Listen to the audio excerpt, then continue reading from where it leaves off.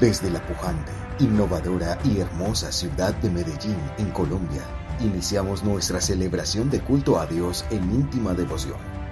Íntima Devoción es una iglesia que cree, obedece, vive y proclama los efectos transformadores del Evangelio del Señor Jesús. Esta es una transmisión simultánea por nuestro canal de YouTube, Facebook e Íntima Devoción Radio. Descarga gratuitamente nuestra aplicación en las tiendas iPhone y Android. Sean todos bienvenidos. Libro del profeta Isaías, capítulo 44, versículos 24 y 25. Y leo en el nombre del Señor Jesús. Así dice el Señor tu Redentor. ¿Quién está hablando? El Señor Todopoderoso, quien te formó en el seno materno. Yo soy el Señor que ha hecho todas las cosas. Yo solo desplegué los cielos y expandí la tierra. ¿Quién estaba conmigo? Yo frustro las señales de los falsos profetas y ridiculizo a los adivinos. Yo hago retroceder a los sabios y convierto su sabiduría en necedad. Amén y amén. Los profetas, verdaderos y falsos, es el mensaje que quiero compartirles en esta noche, mis amados hermanos, en función de nuestra responsabilidad como pastores, como mensajeros, como centinelas de una congregación. ¿Qué es lo que hace el pastor? Una de las funciones importantes del pastor en la congregación es cuidar el rebaño y, como lo vimos el domingo pasado, hace las veces de puerta en el redil para que los animales no lo vayan a devorar, no le vayan a hacer daño. Y entonces surge una pregunta: ¿por qué hablar de profetas en esta época? Y yo les voy a responder con las Sagradas Escrituras. En una ocasión, los discípulos estuvieron en el templo adorando con el Señor Jesús, cumpliendo sus funciones como judíos, y entraron al templo en Jerusalén. Ellos seguramente notaron que el Señor era indiferente al ver las instalaciones del templo. Seguro el Señor estaba totalmente concentrado en lo que era la parte litúrgica y la adoración al Dios verdadero. No miró como nosotros las instalaciones y las sillas, y si hay ventilador, y si hay aire acondicionado, y si están bien ubicadas las sillas, y si está bien ubicado el templo. Él no miró absolutamente nada de eso.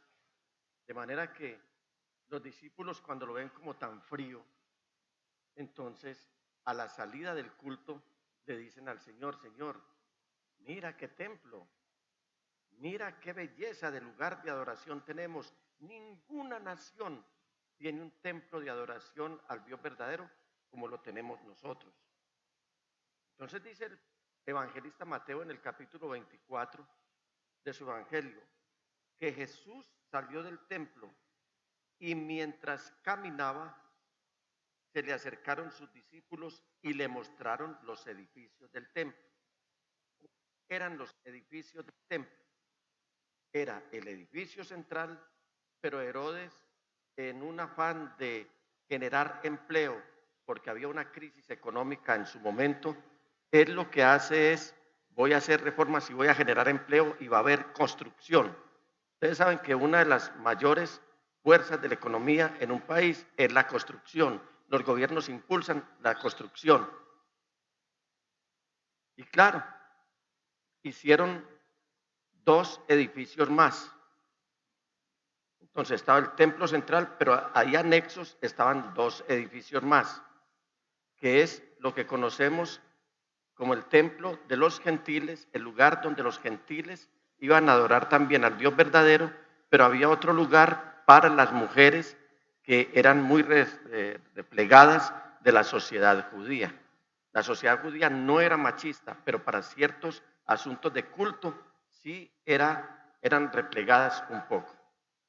¿Por qué los gentiles adoraban en esa parte del templo?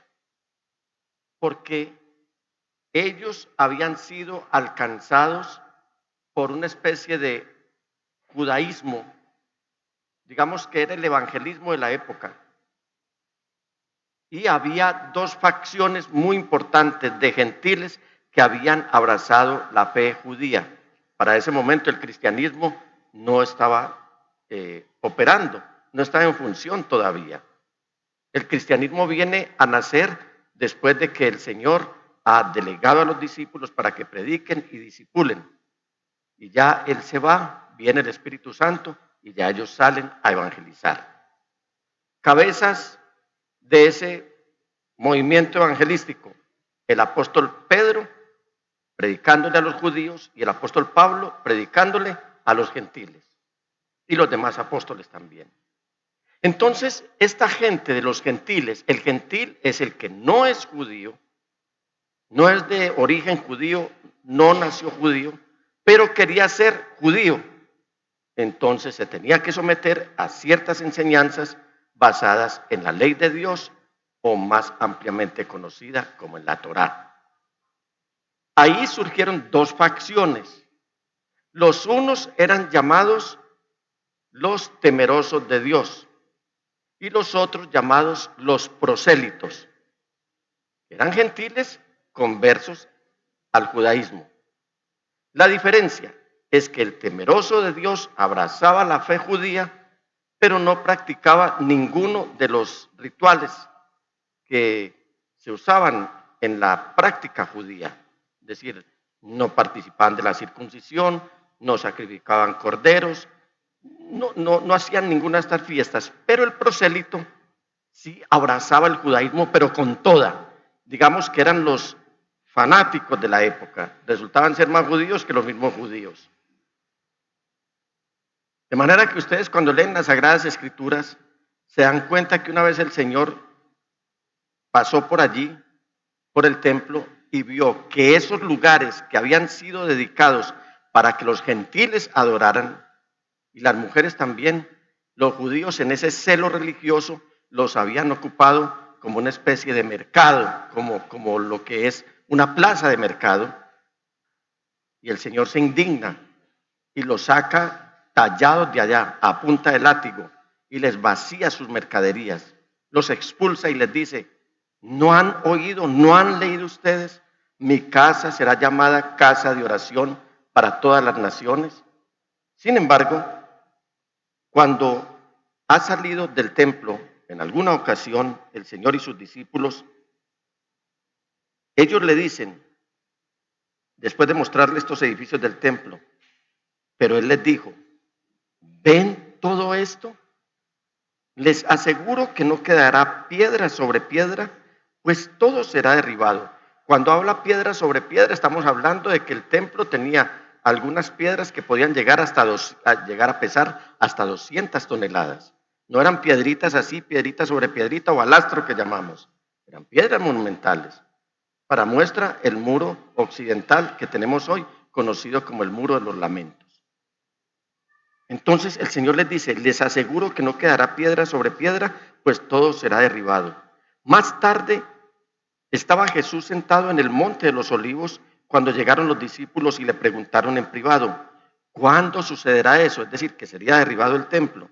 ¿Y cuál será la señal de tu venida y del fin del mundo? 3 preguntas que le hacen al Señor Jesús. ¿Cuándo sucederá esto? ¿Qué? La destrucción del templo. ¿Qué señal habrá de tu venida y del fin del mundo? 3 preguntas le plantean al Señor. Entonces el Señor va a responder para cada uno de los debidos tiempos, para el tiempo inmediato, para el mediano plazo y para el final de los tiempos. Entonces, una de las respuestas que les da es: tengan cuidado que nadie los engañe, les advirtió Jesús. Vendrán muchos que, usando mi nombre, es decir, en nombre mío, dirán: yo soy el Cristo, y engañarán a muchos. Ustedes oirán de guerras y de rumores de guerras, pero procuren no alarmarse. Es necesario que eso suceda, pero no será todavía el fin. Se levantarán falsos usando el nombre de Cristo Jesús.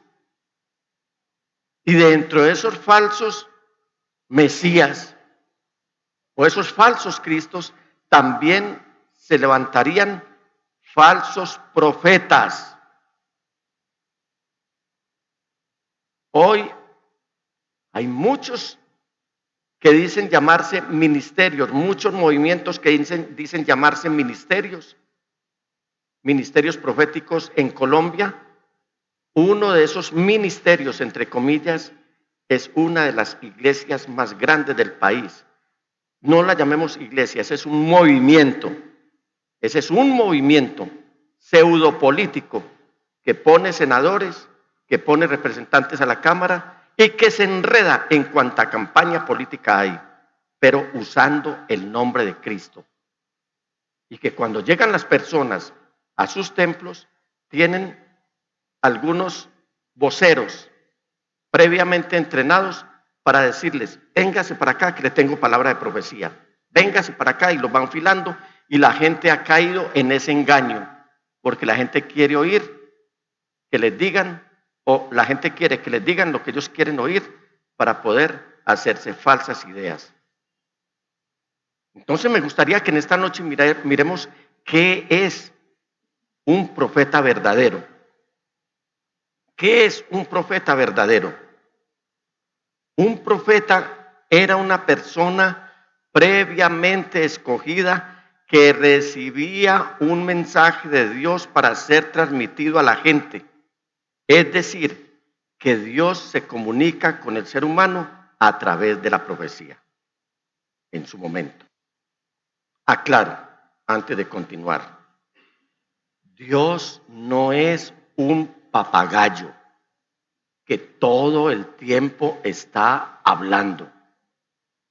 Donde se practican esos falsos ministerios proféticos, todo el tiempo están hablando y todo el tiempo están diciendo lo mismo.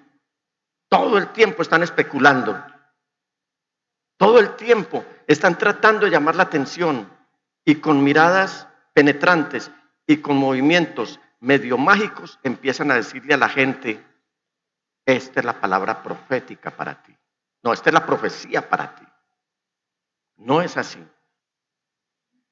Dios escogió previamente unos profetas para comunicarles un mensaje, para hacerse entender y hacerse oír de los seres humanos. Entonces, ¿qué hay en estos mensajes que Dios le transmitió a estos profetas? El propósito de los mensajes que Dios comunica a los profetas individuales no es revelar el propósito de la existencia o de legislar las leyes de la vida, ya que esto está contenido en la Biblia, y mucho menos hacer mercadería con falsos mensajes, aduciendo palabra de Dios. A veces se levantan aún en las congregaciones. Hace algunos años tuvimos una hermana que, después de nosotros, los pastores, predicar el mensaje como centinelas del Señor, como la decisión de Dios, siempre he llamado al pastor la decisión de Dios para una congregación. Entonces ella tenía que pararse como a dar a entender: ese mensaje está incompleto, ahora voy a hablar profecía. Y siempre hablaba lo mismo: pueblo mío, humíllense, pueblo mío. Pues que eso ya está escrito. Y eso lo tiene que saber la iglesia. Pueblo mío, estoy muy triste, dice Dios. Pueblo mío, hoy no me dejé sentir en medio de ustedes. Y uno con esa vergüenza de haber predicado la palabra, de haberla preparado, de haber visto la bendición en medio de la iglesia, y la otra pararse a decir: hoy no me dejé sentir porque estoy muy triste con ustedes. Hay cosas que ya, expresiones de Dios que ya están en la palabra de Él. Por eso es que tenemos que confiar en la palabra de Dios. Por eso es que tenemos que depositar toda nuestra esperanza en la palabra de Dios y sobre todo nuestra fe en la palabra de Dios. Porque sin fe en este libro no vamos a aprender a conocerlo a Él. Y si no lo conocemos a Él, entonces no lo vamos a oír. Y si no lo oímos, entonces no lo obedecemos. Y si no lo obedecemos, entonces no lo predicamos y mucho menos lo vivimos. Entonces, una vez que Dios transmitió el mensaje con la revelación de lo que conocemos, los 10 mandamientos en el monte Sinaí, y así se ha llamado comúnmente, los 10 mandamientos, pero la palabra real es el decálogo, deca, 10, logos, palabras, dichos, que contienen muchos mandamientos, 613 preceptos, se hablaba en el Antiguo Testamento. El Señor nos la puso muy fácil, y es que eso lo condensó en ama, escuche al Señor, porque el Señor es uno solo, ama al Señor con todo tu corazón, con todas tus fuerzas, con todo tu corazón, con toda tu mente, y a tu prójimo como a ti mismo. En esto también consiste la ley y los profetas. Nos la puso fácil. Entonces, una vez que el Señor dio los 10 mandamientos en el monte Sinaí, y que el Señor Jesús enseñó lo que conocemos como el Sermón del Monte, en cierto sentido, Él nos lo dejó a nosotros para que lo escuchemos, para que lo investiguemos, para que lo escudriñemos, para que lo estudiemos, para que lo obedezcamos, es decir, para que lo pongamos en práctica, para que lo prediquemos, para que lo expliquemos, entiéndase, para que discipulemos.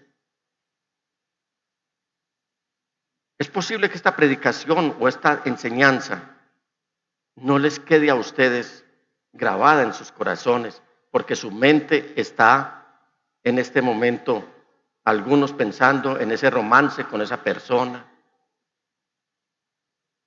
en esa aspiración de un nuevo empleo.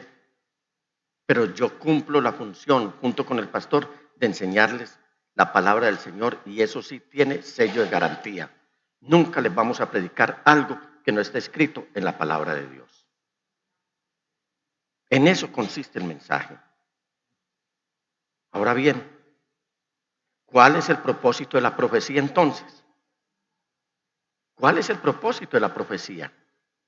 Vamos a la primera epístola del apóstol Pablo a los Corintios, en el capítulo 14, versículos 1, 2, 3 y 4.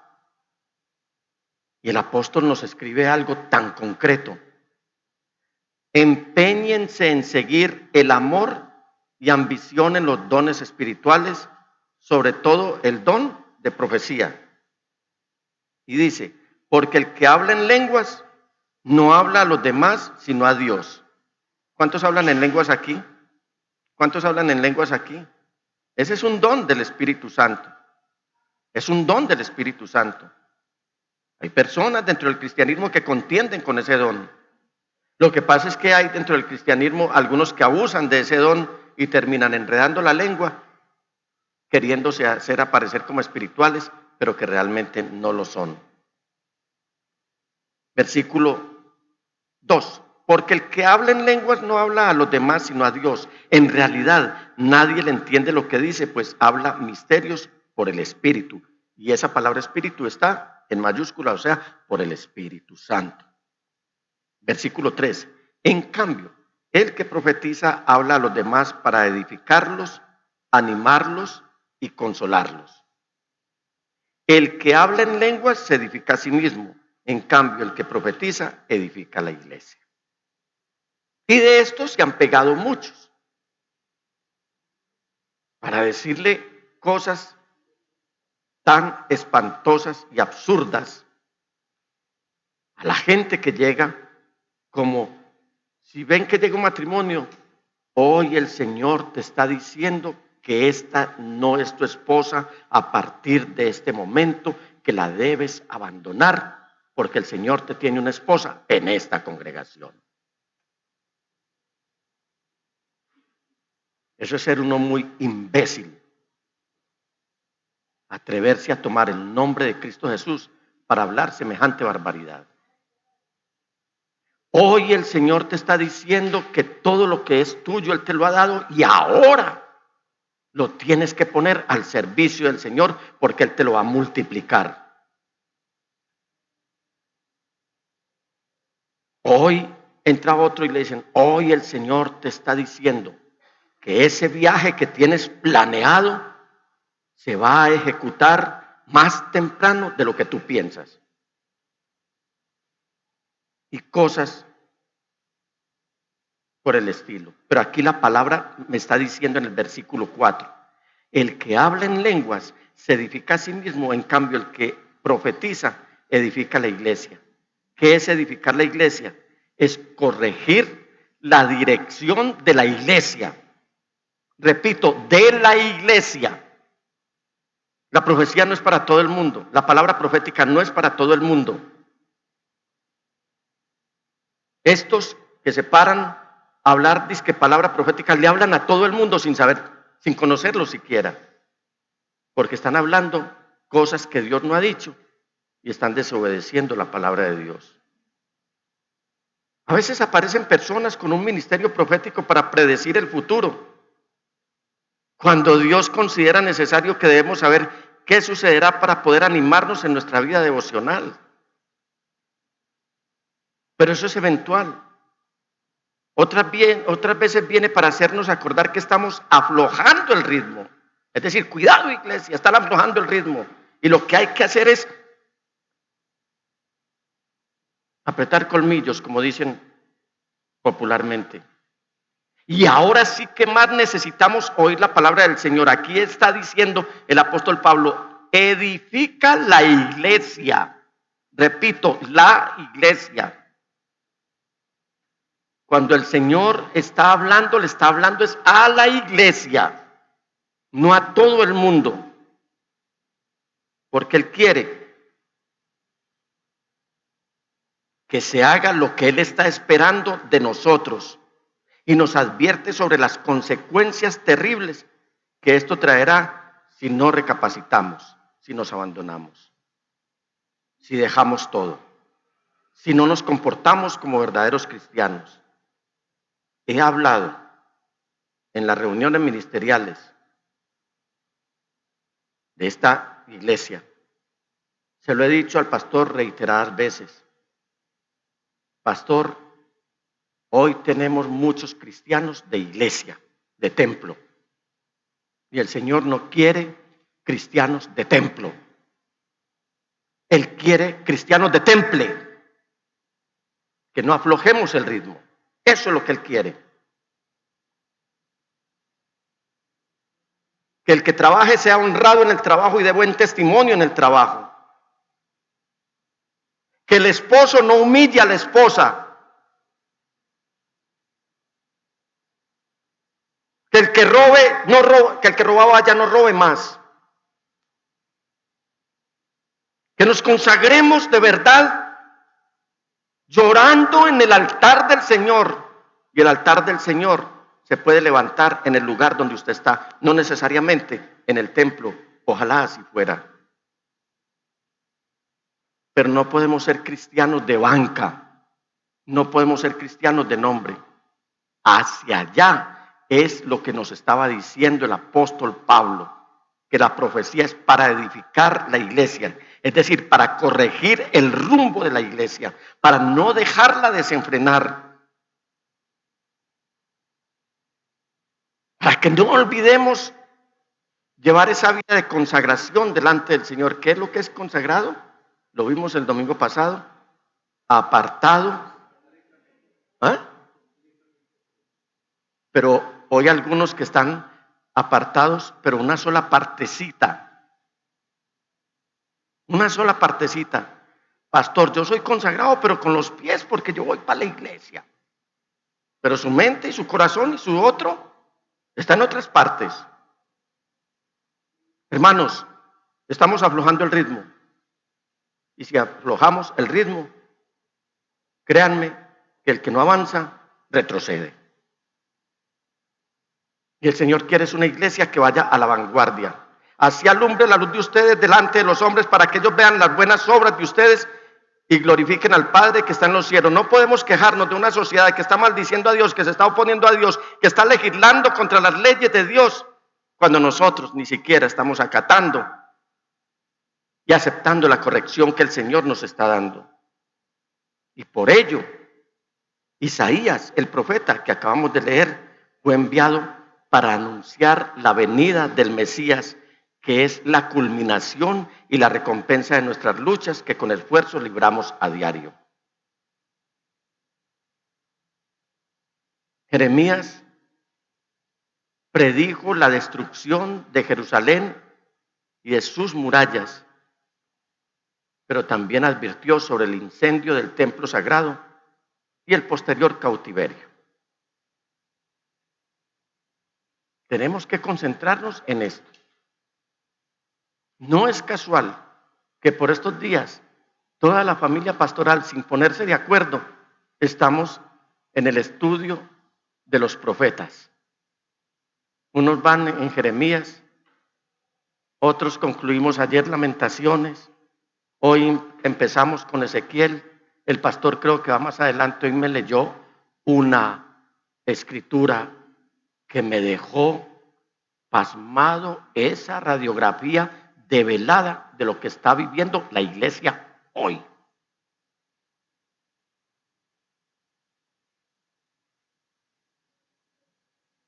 Si tengo tiempo, voy a dejar que el pastor nos la participe ahora, si no, eso será tema para un mensaje. Jonás, ¿a quién fue enviado? Fue enviado a Nínive. Nínive, ¿qué era? La capital de Asiria. ¿Qué era Asiria? Asiria es muy distinto a lo que es Siria. Asiria fue un imperio compuesto por lo que hoy son los países de Irán, Irak, Siria y Turquía. Esa era la antigua Asiria, distinto a lo que es Siria hoy.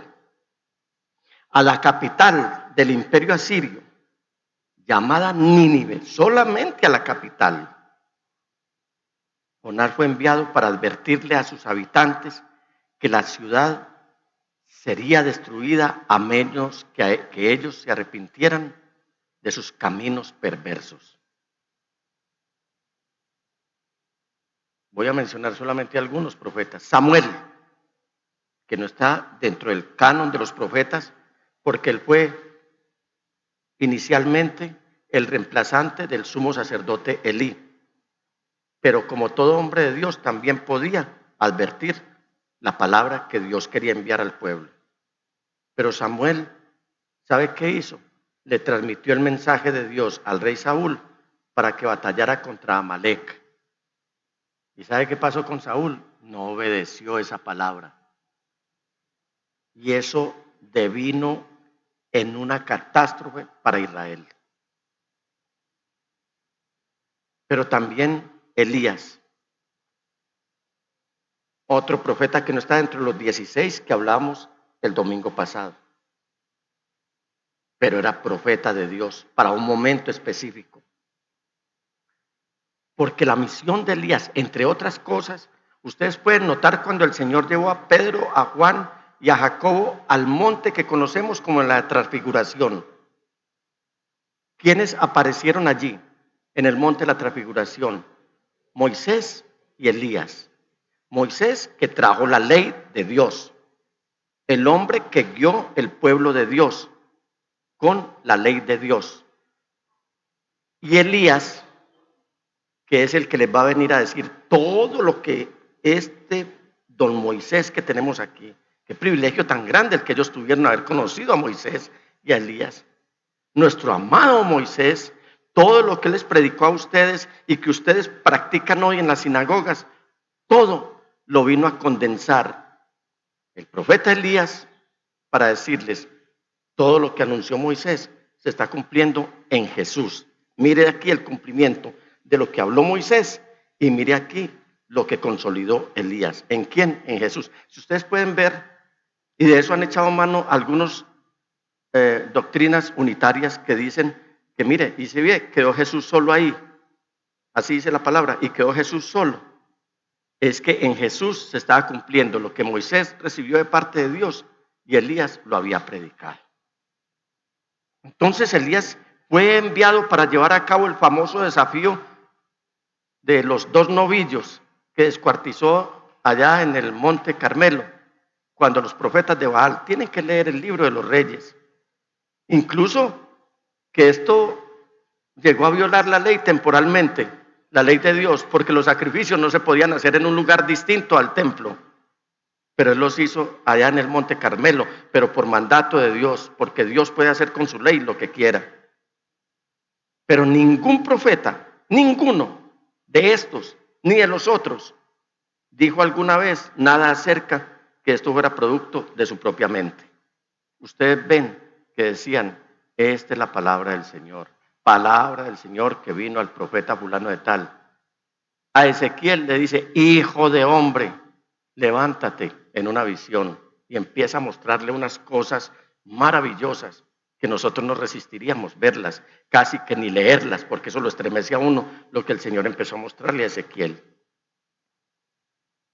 Entonces, ¿qué hicieron los profetas? Hablaron y actuaron, llevando una vida de santidad y no una vida cualquiera. Hablaron y actuaron únicamente por orden de Dios. No más. Ellos no le obedecían a nadie más. Este es el profeta. Hemos hablado básicamente de los profetas verdaderos, pero vamos a hablar de los mentirosos. Si una persona anuncia que recibió una profecía, se asume que está diciendo la verdad. Inicialmente se asume que está diciendo la verdad. Pero la última prueba es la veracidad de sus profecías. Si lo que dijo que sucedería, sucedió, sabemos que es un profeta. De lo contrario, no lo es. Vamos a Deuteronomio 18, versículo 22. Si lo que el profeta proclame en nombre del Señor, porque ellos no se van a presentar en nombre de Satanás, ellos se presentan en nombre de Dios. Entonces dice, si lo que el profeta proclame en nombre del Señor no se cumple ni se realiza, será señal de que su mensaje no proviene del Señor. Ese profeta habrá hablado con presunción, no le temas, dice la palabra de Dios. Y en el versículo 20, de este mismo capítulo 18 de Deuteronomio dice, pero el profeta que se atreva a hablar en mi nombre y diga algo que yo no le haya mandado decir, morirá.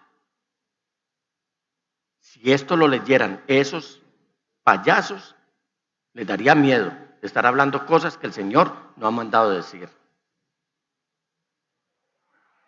Y cuando hablo de payasos no estoy subestimando a nadie ni estoy insultando a nadie, pero lo que pasa es que esos ministerios parecen más un circo que un lugar donde se predica la palabra de Dios. La misma suerte, termina el versículo, correrá el profeta que hable en nombre de otros dioses, porque también los hay. En Jeremías 28:9 dice, pero a un profeta que anuncia paz, se le reconoce como profeta verdaderamente enviado por el Señor, solo si se cumplen sus palabras. Ahora, ¿qué es lo que profetiza un profeta mentiroso? Este es el ministerio básico, ministerio entre comillas de los profetas mentirosos. Lo primero es que hablan adivinación. Adivinación. ¿Y la adivinación es de quién? ¿De quién viene la adivinación? Del diablo. Dejemos las cosas claras. Personas, una vez, en los inicios de esta iglesia de íntima devoción, una hermana me dijo, pastor, ¿cómo te parece que me invitaron? Cuidado con los que aceptan invitaciones y no saben dónde los van a meter. Aquí les está sobrando palabra de Dios. No busquen sobrados en otra parte, cuando aquí se les está sirviendo banquete. Y llegué y me recibió una persona y me dijo tal cual era parte de mi vida. Yo le dije, adivinación. ¿Cómo así que adivinación? Porque te estaba diciendo cosas que ya habían sucedido. Entonces dice Jeremías 27:9, por tanto, no les hagan caso a sus profetas ni a sus adivinos. No les hagan caso a sus profetas ni a sus adivinos. ¿Qué más profetiza un profeta mentiroso? Se mantiene hablando de sueños. Sigamos ahí en el versículo 9. Por tanto, no les hagan caso a sus profetas ni a sus adivinos, intérpretes de sueños. A nosotros nos ocurre, a mí personalmente me ocurre con mucha frecuencia. Pastor, venga que tuve un sueño. Pastor, las aguas. Pastor, mire, es que se inundó, es que vino esto. Revise su vida. Porque es que hay sueños que puede que provengan de Dios y por muy desastrosos que sean, te dan paz. O hay sueños que por muy dulces que sean y te levantaste sobresaltado, pueden ser provocados por Satanás. O hay pesadillas que son consecuencia de las preocupaciones y de comerse un plato de frijoles con coles a las 10 de la noche.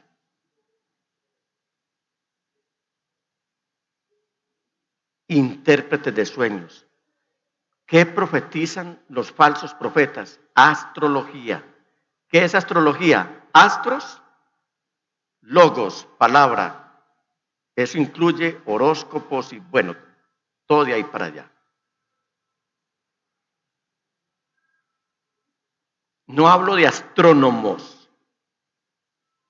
El astrónomo es el científico que nos está diciendo cuándo viene dentro de media hora a caer un meteorito aquí. Y entonces nos tenemos que salir de aquí rápido. O el que nos habla de las fases de la luna, o, bueno, todo lo de allá del universo. El astrólogo es el que hace de sus dichos todo lo que supuestamente están hablando los astros. Es decir, está corriendo la palabra del Señor para un lado y dándole crédito a lo que dicen supuestamente los astros. Por tanto, no les hagan caso a sus profetas ni a sus adivinos, intérpretes de sueños, astrólogos. Ahí están los falsos profetas. Pero también están hablando hechicería.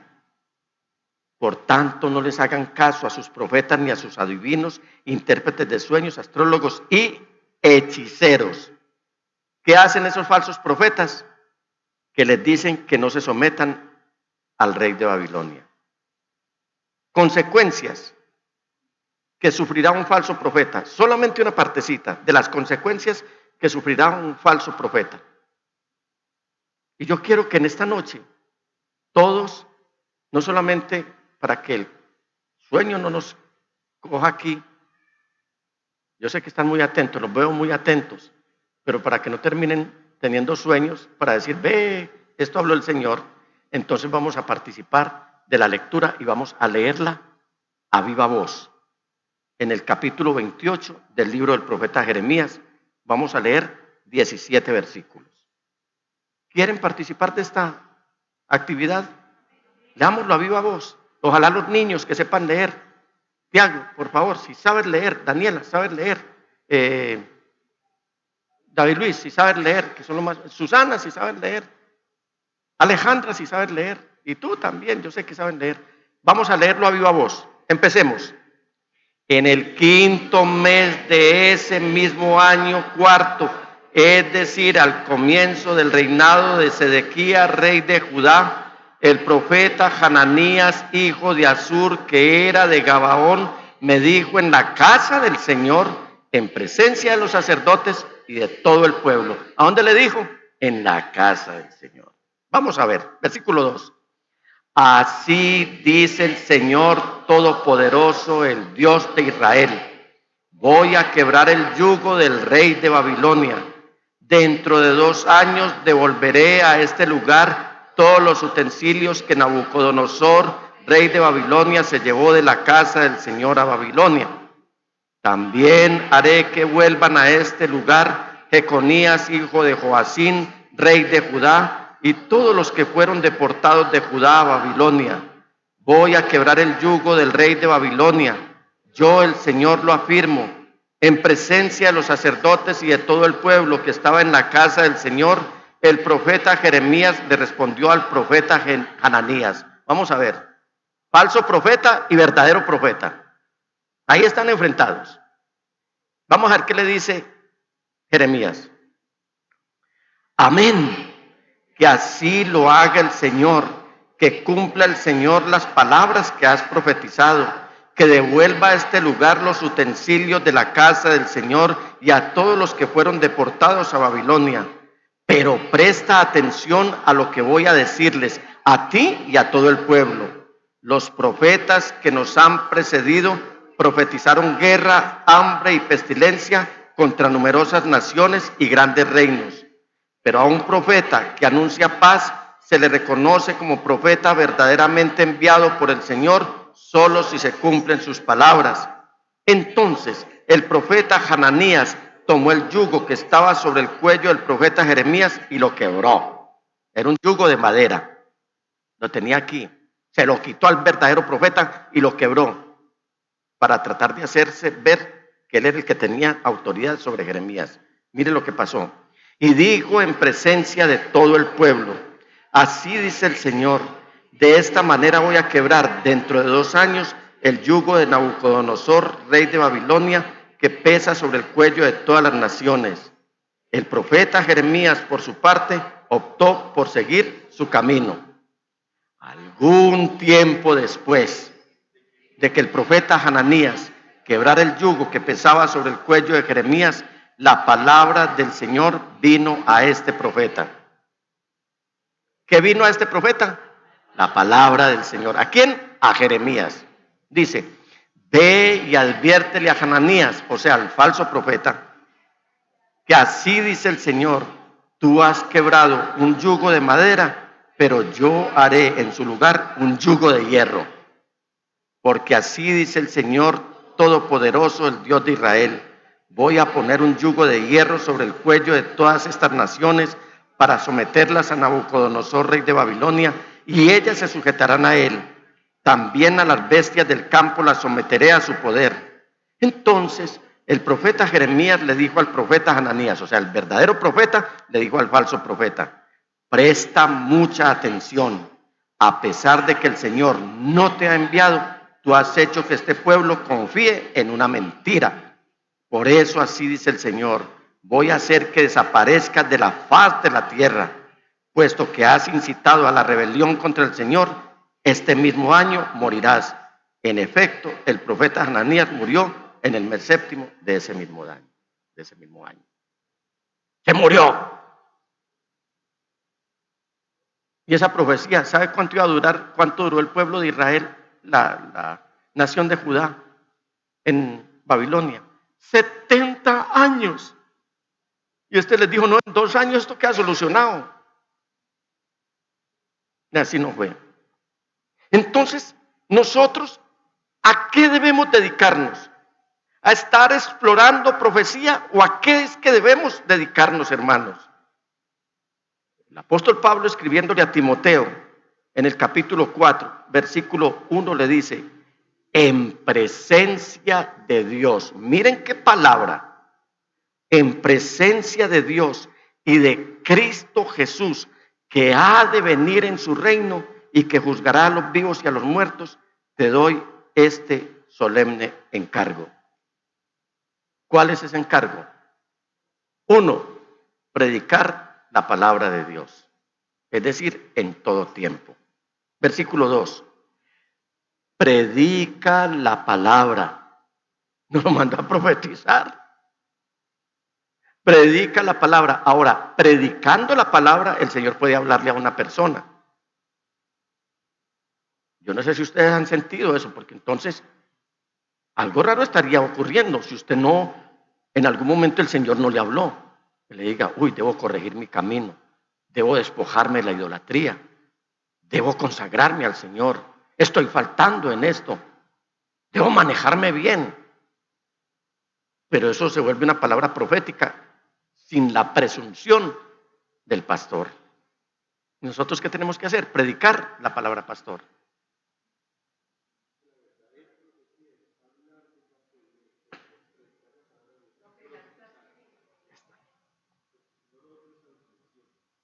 Es todo lo que vimos anteriormente.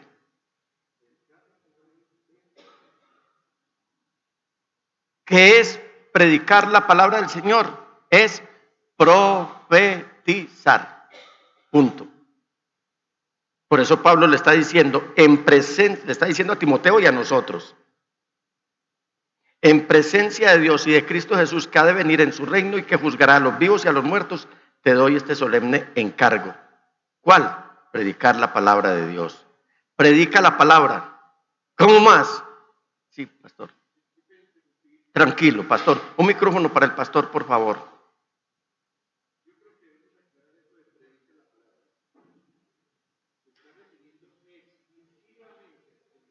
Claro.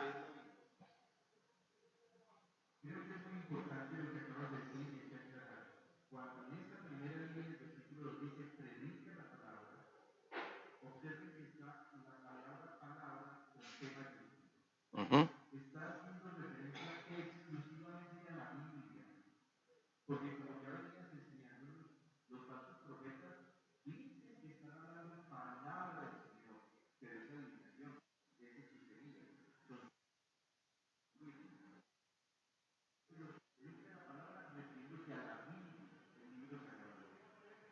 Siete veces purificada en el crisol.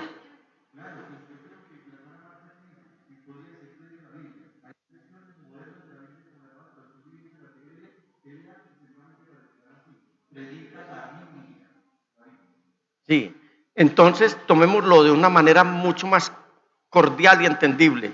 Lo que el apóstol Pablo le está diciendo aquí a Timoteo y a nosotros es, predica la Biblia. Pero además le dice, o las escrituras, pero además le dice, persiste en hacerlo. O sea, no es por un minutico y ya, esto es de persistencia. Sea o no sea oportuno, gústele o no a la gente, no escoge el tiempo, hay que hacerlo todo el tiempo. Aquí es donde fallamos nosotros, en que no estamos predicando la palabra del Señor, no estamos hablándole a la gente de la palabra del Señor todo el tiempo. Corrige, reprende y anima con mucha paciencia sin dejar de enseñar. Entonces, segundo punto, ¿qué más debemos hacer? Corregir. ¿Cómo? ¿Corregir cómo? Con la palabra de Dios en la mano. No es que yo creo, o es que a mí me pareció, o es que la Biblia dice que no se mueve la hoja de un árbol sin que Dios quiera. No dice eso por ninguna parte de la Biblia. En la Biblia no dice eso. En la Biblia tampoco dice ayúdate que yo te ayudaré. Eso no lo dice la Biblia. Y tantas cosas de ignorantes de la palabra que se ponen a hablar cosas que Dios dijo y que Dios no ha dicho, así sean mínimas. O que el pastor que no estudió la palabra porque se la pasó en el casino hasta las 3 de la mañana y no logró conciliar el sueño y llegó a las 8 de la mañana al culto. Le estoy diciendo un caso real. Un caso real. Hasta la madrugada en el casino. Y cuando era la hora del culto, llegó y le dijo a la esposa, vaya, predica y cualquier cosa, porque yo no tengo aliento de madrugar a predicar. Otros dicen, no preparé el mensaje, pero Dios me va a dar allá. Y empiezan a jugar a la bibliomancia, donde abren la Biblia y ponen el dedo, que eso es lo que quiere Dios hablar. No es así. No es así. ¿Cómo debemos corregir? Palabra de Dios en mano, o sea, con amor. Corrige. ¿Qué es lo que se corrige? Lo que está torcido. Pero ¿qué más debemos hacer? Reprender y animar. ¿Cómo? palabra de Dios en mano, o sea, con paciencia. Dice, reprende y anima con mucha paciencia. ¿Y por qué nos estará diciendo el apóstol Pablo aquí que con mucha paciencia? Porque yo les digo, hablar con un desanimado, levantar a un desanimado, a un frío, hay que redoblar esfuerzos. Y si uno quiere que esa persona se reintegre al camino, hay que tenerle mucha paciencia, pero sin dejar de reprenderlo. Es decir, te voy a reprender por esto y por esto y por esto, pero también decirle que lo va a animar y con mucha paciencia. ¿Qué más debemos hacer nosotros? Discipular, palabra de Dios en mano, o sea, con sabiduría. Y dice el apóstol Pablo terminando ese versículo 2, sin dejar de enseñar. Una cosa es predicar y otra cosa es enseñar. Si usted mira los textos de Mateo 28 y de Marcos 16, en Mateo 28, ¿qué está diciendo el Señor? Así que vayan y hagan discípulos a todas las naciones, enseñándoles a obedecer lo que les he mandado. Garantía, si ustedes hacen eso, he aquí, yo estaré con ustedes todos los días hasta el fin del mundo. Pero en Marcos 16:15, para no parafrasearlo, mire cómo dice la palabra el Señor Jesús. Entonces, ese es el discipulado. Pero en Marcos, que era una fuente fidedigna, una fuente de consulta muy fidedigna, termina en el versículo 15. Les dijo, vayan por todo el mundo y anuncien las buenas nuevas a toda criatura. El que crea y sea bautizado será salvo, pero el que no crea será condenado. Entonces una cosa es ir a predicar las buenas nuevas.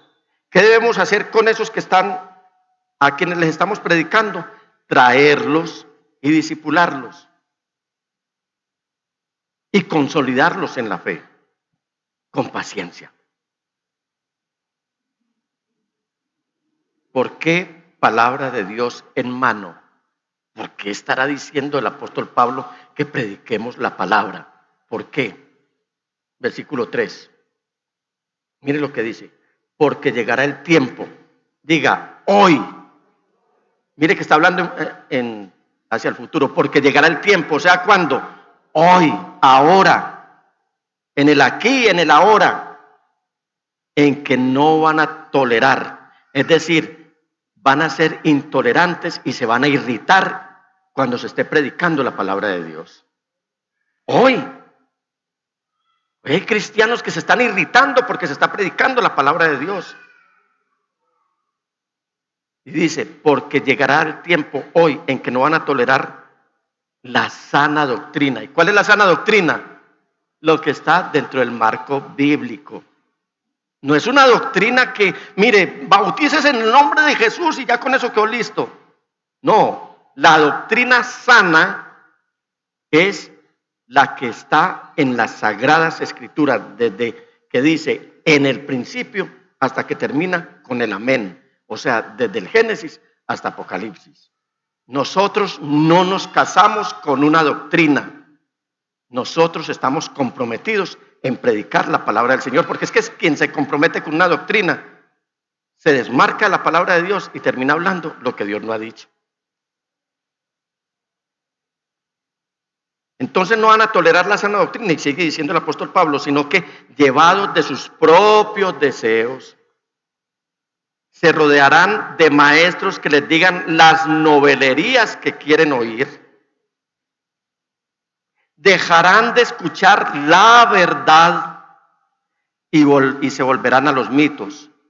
Tú, por el contrario, dice el apóstol Pablo, sé prudente cuando en todas las circunstancias, en las buenas y en las malas, en las adversas y en las que son bien, óptimas, cuando se tiene y cuando no se tiene, porque él le está diciendo aquí, soporta los sufrimientos, dedícate a la evangelización, cumple con los deberes de tu ministerio. Yo aplaudiría por esta palabra que nos están dando hoy, Es palabra de Dios que la está trayendo el apóstol Pablo. Un regalo muy grande que estamos recibiendo.